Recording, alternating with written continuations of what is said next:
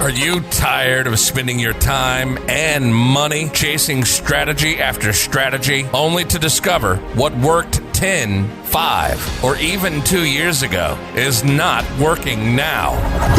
Things shift fast in the online space, and if you're not keeping up, you're getting left behind.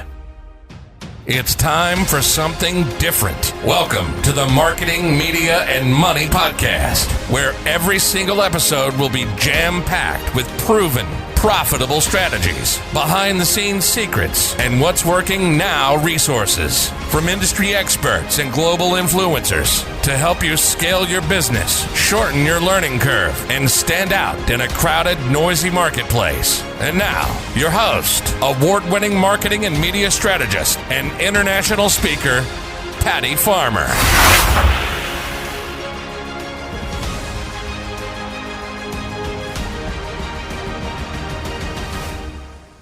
Hello, everyone, and welcome to today's episode of the Marketing, Media, Money Podcast.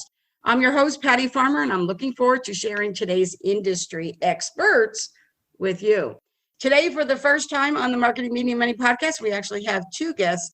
And I don't just mean two guests. I mean, we have a couple who's really going to be sharing today from their heart on how they took their business from being two school teachers to having over $1 million in revenue coming in. So you're going to want to make sure you get your pen and paper, because believe me, we're going to have some writer-downers. So let me tell you a little bit about them. So today's guests are Shane and Jocelyn Sams, founders of Flip Lifestyle and host of the Flip Lifestyle podcast. Shane and Jocelyn are former school teachers turned entrepreneur, and after years of bad bosses, job losses, and frustration at work, they started an online business. That business made it possible to quit their jobs, spend more time with family, and earn millions in passive income online, all while working around 20 hours a week. Now Shane and Jocelyn help other families do the same by connecting with them through their podcast and their online community. And their business mission is to help family-focused people start and grow successful online membership, as in recurring revenue websites, and to spread this message to as many people as possible so that they can spend more time with their families like they're doing now, so they can have a flip lifestyle. So I love that. I'm all about lifestyle myself. So thank you so much for being here. Welcome. Thank you so much, Patty. We are really happy to be here with you today. Patty, I'm excited. We are pumped up to be here on this podcast today. And to know that I'm the first, we're the first to have two guests on at the same time. It's like we're breaking barriers here too. So I'm pumped up. I love it. And I really love it from a couple point of view, right? Because not just male and female, husband and wife, couples, we just have a different perspective. So I love it because today we're going to be able to look through the lens of both of you and really kind of see how that works. So there are men and women listening right now. So I really love the idea that we're going to have this perspective. I may have to do this more often because I'm really going to love it. Well, so let's jump in. There are a few of us out there. I know. Entrepreneurs. Yes, some people call us the crazy ones, but you know what? It's pretty rewarding when you can get on the same page. Sometimes you're in the same chapter, but you can get back on the same page usually with a little discussion or two. So I love it. And we're going to talk about that in a second. But first, I kind of want to talk a little bit about the journey, because I read all about it and I really think it's a very interesting journey. And I especially thought, for me, from somebody who has 13 grandchildren. I have 6 daughters and 13 grandchildren, right? So I get it. And I want to say that when I read your story about how one of the things that was the catalyst for you making this shift was a specific incident that happened to one of your children, which is kind of interesting for somebody who are school teachers, right? So you think that would never happen. And how could it have happened to two parents that were school children? So tell us a little bit about that journey of what life was like. Here we were school teachers, and what was the catalyst and the shift to what you're doing now? Yeah, so, Jocelyn and I were, like you said, we were school teachers. I was a social studies teacher and a football coach. Jocelyn was an elementary school librarian, and we had kind of punched our ticket. We were on the railroad track to retirement. We were about 10 years in to our teaching careers, and really we weren't going to waver off of that until something happened, because we had good jobs, especially in Southeast Kentucky. We had insurance, we had an income, and we had retirement way on the horizon, far, far away someday. But one morning, I was dropping my kids off at a daycare. Jocelyn used to take our little girl to a facility that was for 2-year-old kids and younger. I took my son to a toddler facility. So we were kind of ships in the night in the morning. We were just driving in different directions. And I was trying to get my son out of the car one day, and he would not let go. He was crying. He was screaming. He did not want to go into the daycare. And he said that someone scared him. And I asked who it was. And he said it was one of the workers inside. And I said, why does she scare you? And he basically told me that he was being horribly, horribly mistreated in this facility. They were punishing him by locking him in a bathroom for hours at a time for potty training accidents. Wow. And we would find out later through social services and through the newspapers and everything else that there was a lot of horrific punishments going on in this daycare facility. Some kids were being held down and they would sit on them with beanbag chairs to keep them under control. We heard all kinds of terrible stories about this place. And it kind of snuck up on us, Patty. Like, this was a wonderful facility for 20 years in our community, ran by this sweet little old lady who was basically the town's grandmother, right? And then she sold it, she retired, and the people brought in people so fast that the culture of the place changed really quickly. But I'm standing in the parking lot right now. My son is telling me this. He's only about 3 years old at the time, so I'm still piecing it together. I just know that something is really wrong, and I couldn't leave him there. But I also knew I had to be at school because I had 30 high school juniors in my room ready to burn down the building if I didn't show up, and I didn't want to go to jail. So when I took Isaac to his sister's facility, there was a lady there that had kept him. And I said, I need to leave him here for just a minute. I couldn't get a hold of Jocelyn. She had no service at the school she was at. And I said, let me leave him here. I'll come right back. I'm going to go tell my boss what's going on, make sure somebody's got my room under control. And then I'm going to run back here and get him to get the whole story. So I go to work. I go to my class, get everybody sat down. I tell a buddy of mine to come watch my room. He's like standing at each door, right, in between the rooms so he can watch my classes. I go down to talk to an assistant principal who was there at the time. And I told her the story that I just told you. I said, I've just found out this is going on. I need to get back and get him. They told me he couldn't stay because they're not like licensed for anybody over, toddlers basically. And I've got to go. And my boss told me that I would have to handle my personal problems after work. She didn't have time to watch my class. She wasn't going to get me a sub. And, she knew that my son needed me, but my job needed me too, was her exact words. And I left. I just took off and I went back and got in my car and I just said, okay, whatever happens, happens. If I'm in trouble after that, I don't care. And on the way back, Patty, I looked in the rearview mirror and caught myself in the eye. And I was just furious. I was just really mad, but I wasn't mad at like the daycare worker. I wasn't mad at the boss who thought that their agenda was so much more important than me and my problems. I was mad at myself. I was mad that our family had traded our freedom and our life and our security, to be there for each other away for what? Like a paycheck that you got paid on Friday and it ran out the Thursday before, or a little meager retirement that you might get to draw, someday. And it was in that moment that I went down the rabbit hole of, hey, I'm going to become and stay self-employed. I'm going to find a way to make an income, to make a living I didn't know it was on the internet at this time, but I knew I couldn't work for anybody else if that was what the trade was, my freedom for the income. So now it didn't really go smoothly in the beginning. I kind of tried some things and they didn't really work. So Yeah. I totally get it though. Because, my husband, he's an aviation engineer. And so he has that job. I always say that, he pays our bills and I pay for our lifestyle, right? And we have a great lifestyle. So I have to tell you, I get it. And so my husband, I always jokingly say to him that I am unapologetically unemployable. Right. and he laughs. He's like, what exactly does that mean? But when I say it to entrepreneurs, like they totally get it, right? And Yes. I understand it because one time right before I decided to flip into being an entrepreneur, one day I just happened to be, and I'd been there for like 15 years, was like the highest management, was making a really great living myself. And then one day I had to go to the ladies' room and we had to ask permission. Unbelievable. Like we had to go and say, is it okay if I go to the bathroom, right? And she said, well, could you wait 10 minutes until such and such came back from a break? And in that moment, I was like, I am so done. I was so done that I actually have a plaque that you can't see right here on my wall that says, I will never ask to go to the restroom again. Like that was amazing.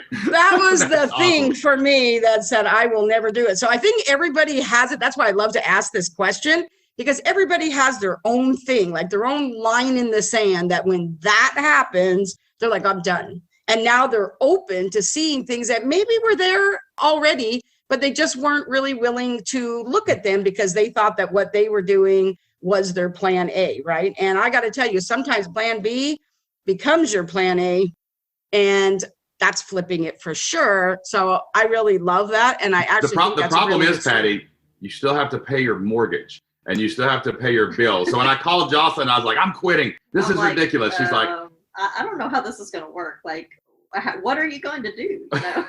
right. Yeah. So we didn't quit immediately. We had to figure out something to do. And that's what sent us down this like massive rabbit hole of ideas. Like we tried a bunch of different things. Like I was going to be like a handyman or a home inspector. That was one of my first ideas.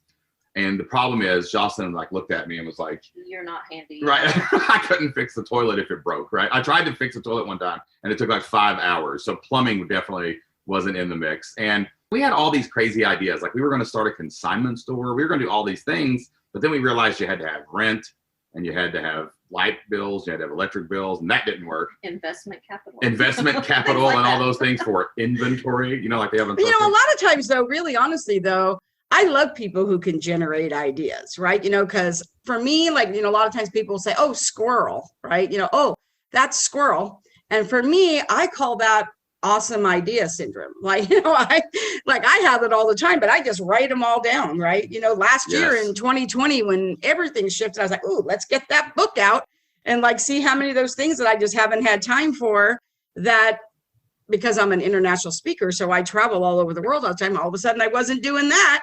I was like, oh, what could I find time for that literally I couldn't before? And it's like your iteration book. You got to have mud to throw on the wall or you can't wipe it off to see what works, right? Exactly. Like you're not throwing mud on the wall. So I know, I love that. So let's kind of dive in there. Let's kind of talk about that, because I really, really love that.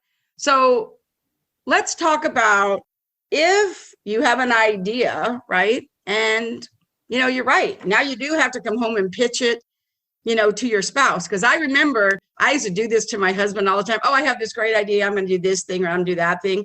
And my husband, again, remember, he's an aviation engineer, so math is his thing, right? And I always tell him I'm too pretty to do math, right? And so I just like hated doing it. So every time I would tell him my idea, here was his answer. His answer was, so how's that going to make you money? That was like stock answer. Well, this sounds familiar. That right. sounds exactly like what my wife used to say to me. Yeah, and that's what he'd say. And so one time I had this idea and I knew he was going to say it. So literally, I'm going to tell you, I worked on it all day, right? All day. And I couldn't wait for him to get home because I knew he was going to ask me that and I was going to have my whole answer, right? So he did. And I said, oh, I'm so glad you asked that question. And I was like off and running and blah, blah, blah, blah, blah, blah, blah, blah, blah. Here's how we're going to do it. And when I got done, I'm so proud of myself. My chest is all puffed up. I mean, you can just imagine. And my husband looked at me and he had this look on his face. And I'm like, what? He's like, well, I love the energy and how excited you are, but you have a decimal in the wrong place. And man, I was so dejected because that was supposed to be a comma. Got it. Exactly. Right. And so I remember going, oh, now I'm back to the drawing board. But like, I totally get it. Like when you have to do it. So let's talk a little bit. I know this is something that you help people with. How do you get your spouse on board when all of a sudden you're saying, oh, let's do this online business thing, or let's do this, or you have a dream and you've got to go home and explain it to your spouse, male or female, whichever it is. What are some of the ways that you would say that would help you to get your spouse on board? There's only one way is the problem. You think it's enthusiasm. You think it's your faith in yourself and their love and hope in everything that you try to put your hands on. But that's not how it works. I tried it that way. You clearly tried it that way. And they just find the decimals when they're in the wrong place every single time because it's not your dream. And I don't think it's because they don't believe in you. It just might be like something new. Well, I think sometimes people just aren't ready. Like I wasn't ready to hear that message. Like we had this bad thing happen, but I was still in 9-to-5 mode thinking, this is what we have to do. Like well, you were the fixer. You were trying to fix it. Yeah. And like we have college degrees, master's degrees. I mean, we were tenured teachers. I mean, it's not like we were just starting out in our career. We were on the path. Like when I quit, my boss was basically like, you got this much time in and you're going to give all that up. And I was like, yeah, but there's 18 years left, bro, before we have to give it up. So of course I'm going to give it up. But when I went down this rabbit hole of online business, I actually I kept telling Jocelyn, I said, there's something to this. There's something happening on the internet. There's something going on. This was back in 2012, before kind of like what we know now is the internet, right? And I was like, something's going on here. And I kept studying it and telling her about it, but it wasn't like setting in. And it kind of wasn't even setting in to me. I was like, you can make money online? How is that even possible? And I was in the car one day. We were going to Muhlenberg County, Kentucky to see Jocelyn's family. That's where she's from. And I was looking out the window and I'd been thinking about all these different ways to make money and nothing was really coming into play. And I looked over at Jocelyn and I had this idea. I said, do you think I could get 100 people to send me $50? She said, she kind of looked at me like out of the corner of her eye, like she does when I say something crazy, right?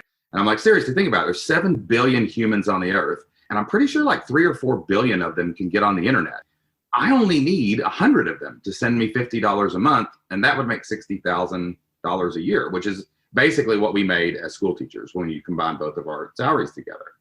And then Jocelyn's throwing water on the fire fashion. She basically was like, yeah, but I'm like, that sounds really nice, but how are you going to do that? Right, exactly. I hadn't had that part figured out yet, but my answer came a couple weeks later. I was outside cutting my grass. I was on my riding lawnmower, and I was listening to podcasts. Podcasts were just emerging at the time, and these business podcasts and these marketing people and all these things were just kind of coming into the forefront of everybody's, attention. And I found this podcast. It was by a guy named Pat Flynn, Smart Passive Income Podcast with Pat Flynn. Pat is an amazing dude, one of the biggest podcasters on the planet. He's become a great friend of ours and mentor. And back then, there was only, it was like episode 30. So he wasn't the Pat Flynn of today, right? But I was listening to this podcast of him tell his story of how he created a study guide for the architecture licensing exam. And he created a blog where he was talking about passing this test, and other architects started following him. And then he sold this PDF to these people for like $50, and he made like $9,000 on his launch. And as he's telling his story, Patty, I about flipped my lawnmower upside down, drove over the hill. I just jumped off of it and let it go. And I ran inside and I busted back in the back door in the kitchen. Jocelyn was over by the stove making lunch for the kids or something. And I was like, Jocelyn, I figured it out. I know how we're going to quit our jobs. I'm going to email people PDFs and they're going to send money back. And she was just like, no, you're not. She's like, that's not going to work, right? I'm not sure how that's going to work. Right. But at this point, I was determined. I had figured this out. I knew there was something to this, but I didn't understand the particulars. I didn't understand that he had to create an audience and a blog and all these things. This is like jumping out of the plane and figuring it out on the way down, right? Yes, this is sewing your parachute together on the way down was basically what I did at this point. So for the next few months, I just started trying to make websites and trying to do blogs. I had this blog called Toddler Apocalypse where I just told funny stories about my kids. And I'm like, who's going to give you money for this? This is just me being silly, And I had all these different ideas. I had these like spammy websites with Google ads all over them. And I would promise people like there was a PDF in there somewhere if you just had to click all the links, and it was like whack-a-mole. And one of them gave you the thing, but nobody ever clicked anything. So it didn't even matter. There was no content on the pages. And I was failing miserably. And the whole time Jocelyn was watching me, I was selling things at yard sales to buy the next course, to learn the next thing. And like Jocelyn was like, you don't have any stuff left. And I was spending all my time on this. And it was really starting to become kind of annoying, I think, when you say and we're spending money on websites and this and that. We don't have a lot of extra money as teachers. And I'm like, listen, dude, this is not working. We're not going to be able to do this. Yeah. So I was but here's what I am going to say about that though. So one of the things I really, really believe in, so go you, Shane, is I believe that you really can't ask other people to invest in you if you're not willing to invest in you, right? So when people come to me and they say, oh, Patty, I really want you to, teach me how I can get on stages or do this or do that. And I want people to pay me like $10,000 for that or $5,000. And my first question is, have you ever wrote a check for $5,000? And they're like, oh, heck no. And I'm like, well, guess what? That's not very authentic. And like, what are you going to say when people ask you that, right? You know, so you really do have to kind of invest in you. So I say, good for you that you were doing that. It was just kind of like you were going to school and this is just how you were doing it. You didn't pay for another college degree. You were just doing it along the way. The problem is when I write the check, Patty, I'm pulling out of both our bank accounts. So I think that was where the frustration was when I was doing this stuff. And I was seriously about to give up. I was laying in bed one night. It was like close to midnight. Jocelyn was reading a book and I was laying there and like that depressed. You ever been like so depressed, like you're laying in your bed and you got your laptop on your chest and like you're holding it on there with your chin and trying to move the mouse with your chin. Like that's the level of depression I was in this night, guys, because I was looking at my stats on AdWords and like ad accounts and affiliate links for Amazon, all this stuff. Everything was zero, goose eggs across the board, just like every single night. And I shut my computer and threw it on the bed. And I went to the bathroom to get ready for bed. And I didn't even turn the light on. I just walked in the bathroom in the dark. And I remember standing there brushing my teeth. I remember that like the darkness of the bathroom was on one side of my face and the light from the lamp was on the other. And I really felt like I'm literally at a crossroads. I am literally standing here at a crossroads. And I just prayed. I just said, God, I said, is this real? Because I've been doing this for months and I haven't made a dime.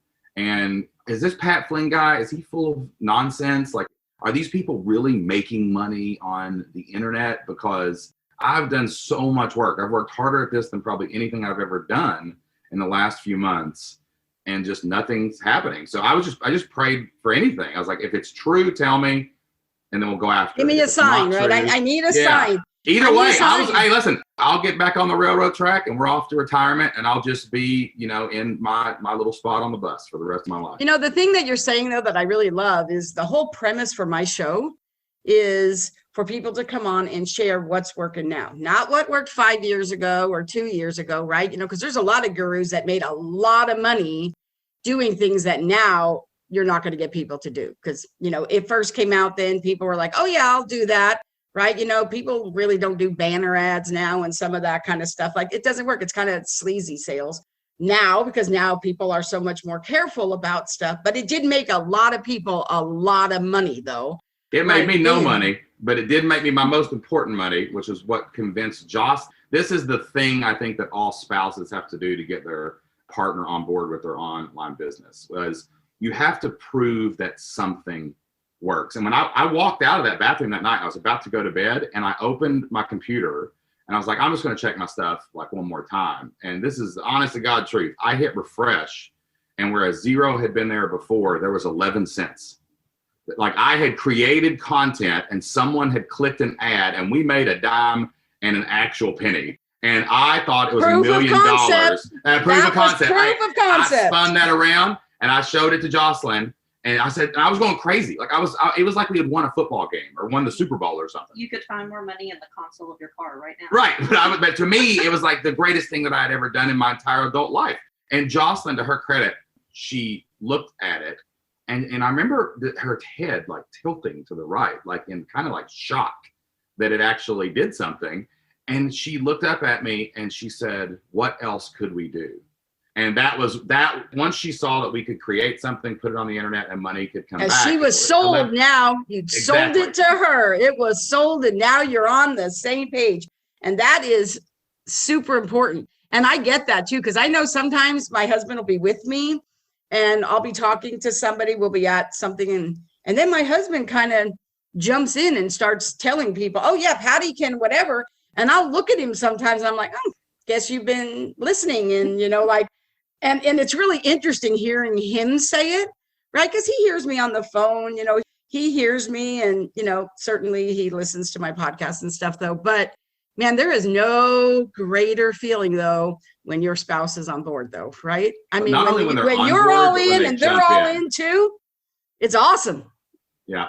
It's when they jump in and look at your spammy website and say, Shane, that's terrible. Take that all down. Let's start over from scratch. And then we started building out what Jocelyn would call elementarylibrarian.com. Yeah, I think it's pretty obvious that, we're very opposite. So, like when I got on board and started, I would take things that he had learned and I would like kind of put my spin on it. And, I would do some research myself and figure things out. She was getting the Cliff Notes version of like everything I had bought and done over the last 6 months.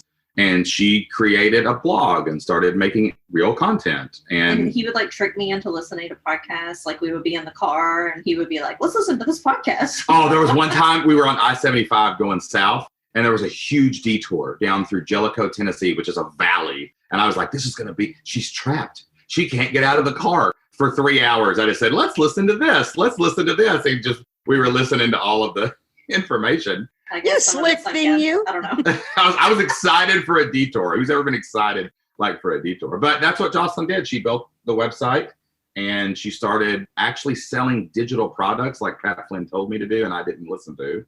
And all of a sudden, people started reading. We started having an audience. We started having an email list. We started polling our audience and asking them, what do you actually want? And like, Now, isn't that crazy? Because I tell that to people all the time, like, well, what about this, Patty? And what about that?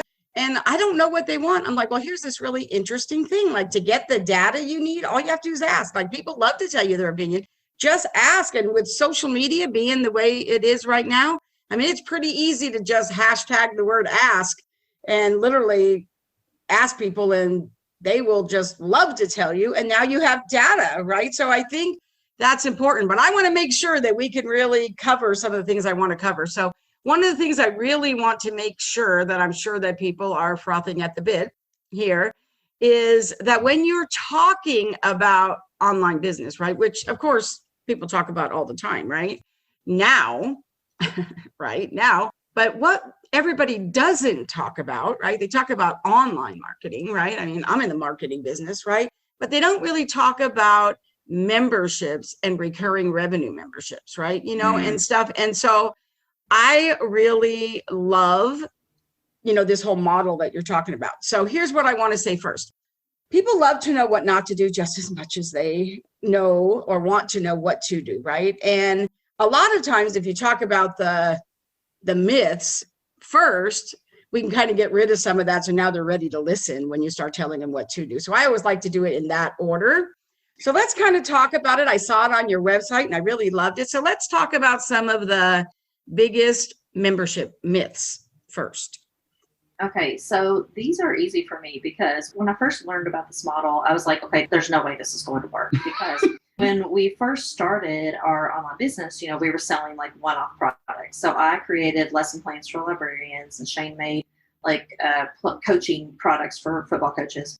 And when we first learned about the recurring revenue model, this was back in like 2015, we had gone to a live event over in the Philippines and we had met some people who were doing this. And I started looking at it and I'm like, okay, this is not going to work. I mean, people are just going to come in, they're going to steal all my stuff, and then they're going to leave in like 1 month. But, Shane somehow talked me into doing this as well. And it's because I had her trapped again, Patty. We were on an airplane and we were on a 14-hour flight from Korea to like Dallas or somewhere. No internet. And I was like, okay, notebooks. Let's really figure this out. How are we going to switch over to this? Because we kind of were doing memberships. We just didn't realize it. Like Jocelyn made some lesson plans for librarians and she would say, hey, if you want me to make August, then pay. And she would sell them for like whatever dollars August cost, like it's $1 a day, $29, whatever. And then next month she would go, hey, I'm going to make September if a bunch of people buy it. And then I'm going to make October if a bunch of people buy it. I actually see people do that now. That's called prompts, right? People say, oh, I can give you these prompts. And I got to tell you, Shane, one of the things that really sold me on really myself on the online was I was on this podcast as a guest and they had another guest too. And so I was second, the other guest was first. So I was stuck in the green room, so to speak, listening, right? And I have to tell you, this guy said something and I was thinking, you've got to be kidding. Nobody would pay for that. And what this guy said was he used to be a salesperson. And now what he did all day, and he actually showed pictures of him where he would just kind of kick back in his living room and do these podcast interviews. And what he was doing was showing people how to make money. And here's what he did. He actually just started trolling on Google, like what were the searches that people were asking for. And he said he made, are you ready for this? $50,000 in 1 week writing an ebook on how to give a best man speech. Yep. Because it was, people were wanting to know, they have to write this speech to give as the best man. And they were asking for that. He made $50,000 in 2 weeks doing that. And he's like, oh, what else do they need? And then the next one he did, these were the two examples he gave. The next one he did was how to talk yourself out of getting a speeding ticket.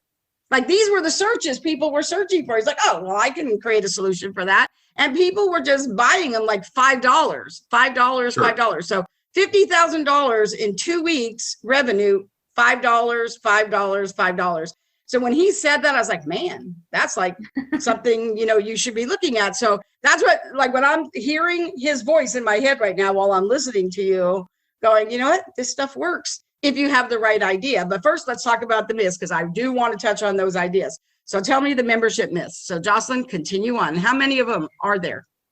So, I'll say that is probably a big one as far as people thinking that if people pay once, they're going to leave a month later. But what we realized is that really that only happened about 4% of the time. Yeah. And so I said, am I going to worry about the 4% of people who do that, or am I going to worry about the 96% of people who don't do that? Yeah. What else would you say?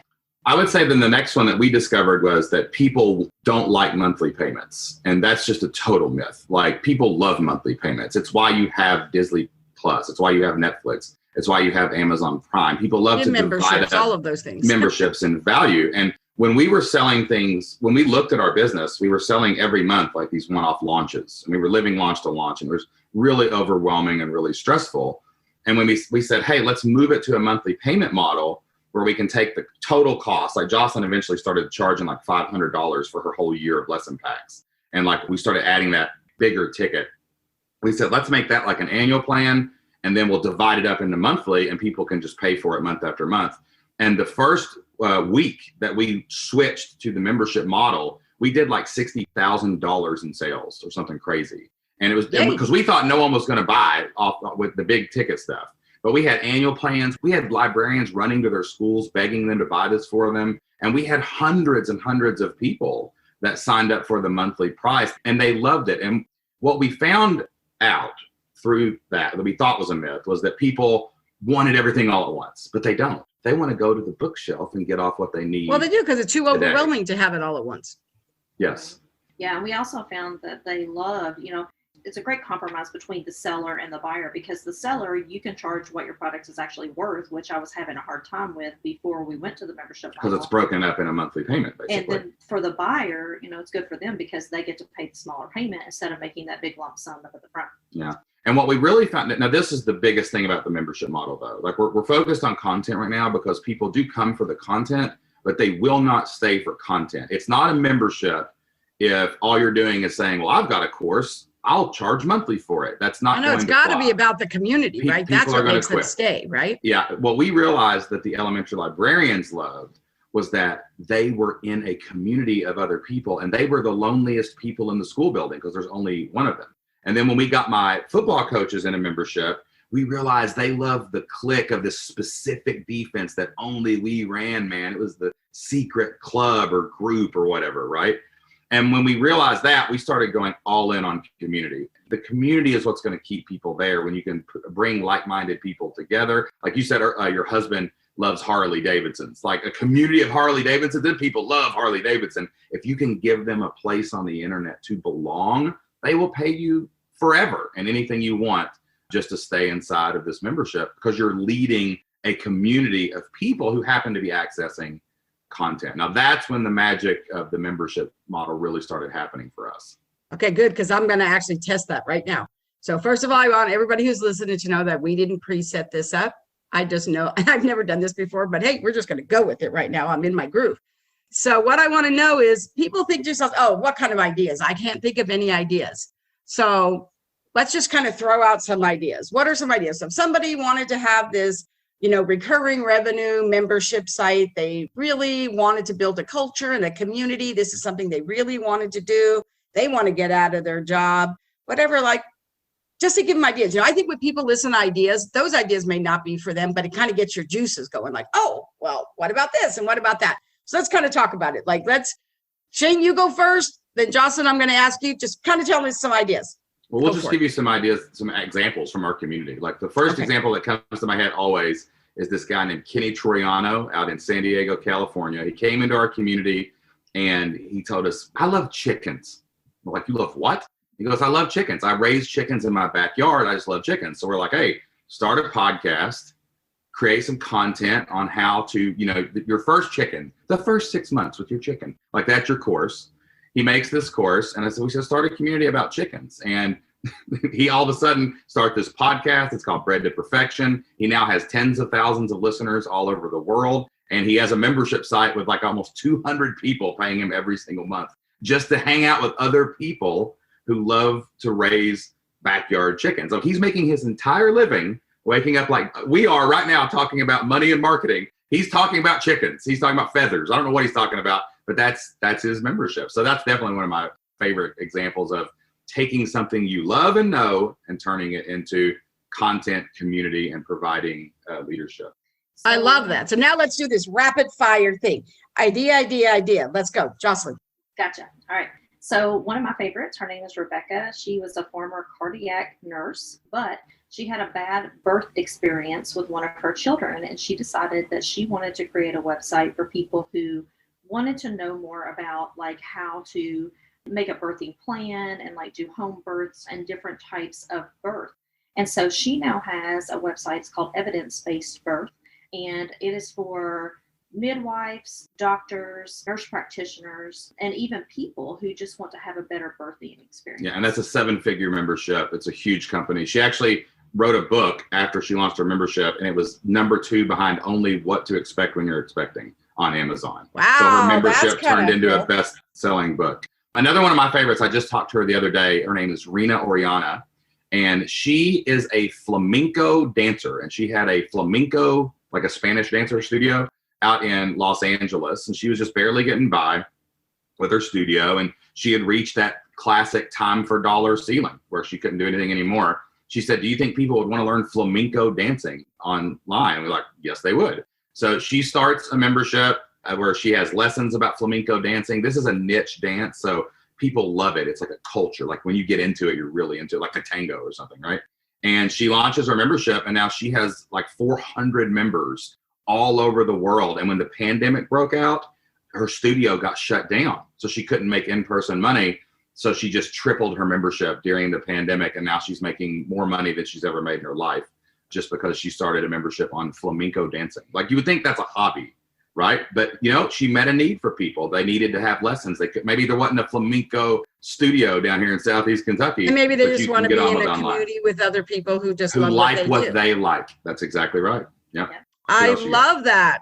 So this is just fabulous. And I think that it is really important for people to understand that this is a way for them to just flip their life, right? You talk about these things, you think about the things that you like to do, right? And hey, the best businesses always come out of something you're passionate about, right? And if you can take something you're passionate about and make it your purpose too, like that's really kind of the intersection of where it really. And like for us, one thing we teach, Patty, though, like especially with online business, is Jocelyn and I are passionate now about flipped lifestyle because of how we got into this business. But our first businesses were things we knew, we were trained for, we had wisdom, we had experiences. We don't always say go after your passion. Sometimes you make a ton of money off of what you know on your own. And that can lead to the time and the money and the freedom to let you get to your passions. Now, if you can marry those in the very, very beginning, that's great. That's absolutely amazing. But we've seen just as many people take their actual business and turn that into an amazing membership. Or take that, like if you're a real estate agent or you're in sales, then you start a blog and you start a podcast, you start a membership, you start coaching, you start doing these things. That can be very, very lucrative as well. And you get a little more passionate about it when you're working for yourself. So you might even love what you do more. I think that is so true. That is so true. I have to tell you, this has just been fabulous. I'll have to have you guys come back again because I could just keep going on with this conversation. I love it. So how can people connect with you? And I know they will. So go ahead and tell us how they can connect with you. All right. Well, we have a podcast that's called the Flipped Lifestyle Podcast. You can check that out. And you can check out our website, fliplifestyle.com. Yeah, every week we actually coach a real member of our community on air, and we let everybody else listen in. So check that podcast out, subscribe, and we'll tell you all about how to start, build, and grow membership sites. That is awesome. and you come bearing a gift. And I love that. So you could tell them a little bit more about the gift. We'll have the link below in the show notes so people will be able to grab the link there. I'll go ahead and tell them a little bit about what they're going to get. Sure. If you go to Flipped Lifestyle, that's FLIPPED lifestyle.com/MMM, we will give you a absolute free training. We pulled it out of our community. We put it right on a page just for you and your listeners, Patty, on how to come up with your idea. And most importantly, make sure it can make money on the internet. We have a process where you can research it and it'll say, hey, this is making money. I just have to go get a piece of the pie. So that's flippedlifestyle.com/MMM. And you can download our free, or you can watch our free idea course. Love that. And this is the Marketing, Media, and Money Show. And this is where we have what I like to call social karaoke and an open mic, where we turn the mic over to our guest and we ask you to share your number one marketing, media, and money strategy. The best thing that we can say, now listen, we've learned this over the last 8 years. We've coached thousands of people in our community. And the people who succeed do these three things. They are consistent, they are prolific, and they are relentless. They consistently create content. Now that's at least weekly, but probably more times a week in this day and age. But they prolifically promote their content. They share it on every social media account. They do what we're doing right now. They have great conversations with other people, and they promote all of that awesome content that they do. But then if you really want to make money on the internet, there's only one way to do it. You relentlessly follow up. This is not get in front of people one time, people. It's get an email address, get contact information, keep telling them about your content so you can relentlessly follow up and tell them all the things that you're doing and all the things that you have for sale. And if you do that, then you give yourself the right to go out and build a community, the right to build a membership site, the right to serve your customers. But that's the things that we do in our business. We just had our quarterly planning meeting yesterday, and we started out consistent, prolific, and relentless. Here's what we will do consistently. Here's what we will do prolifically. Here's what we will do relentlessly. It's our core values, and it's how we've made all of our money online. Well, thank you so much. I really appreciate both of you coming on the show. So thank you so much for being here and sharing your brilliance so generously. Absolutely. Thank you so much for having us. It was fun. Thank you so much, Patty. And thank you to our sponsor, the Exacta Corporation, developer of the Family Organizer Plus platform. For more information, make sure you check them out at exactacorp.com. And thank you for joining us on the Marketing, Media, and Money podcast. If you enjoyed today's episode, please subscribe and review the podcast on your favorite listening platform. So thank you so much. Looking forward to seeing you all in the next episode of the Marketing, Media, and Money podcast. Thank you for joining us today on the Marketing, Media, and Money podcast. To shorten your learning curve even more, make sure to grab your free copy of the Marketing, Media, and Money magazine at www.marketingmediamoney.com. I promise your business will thank you.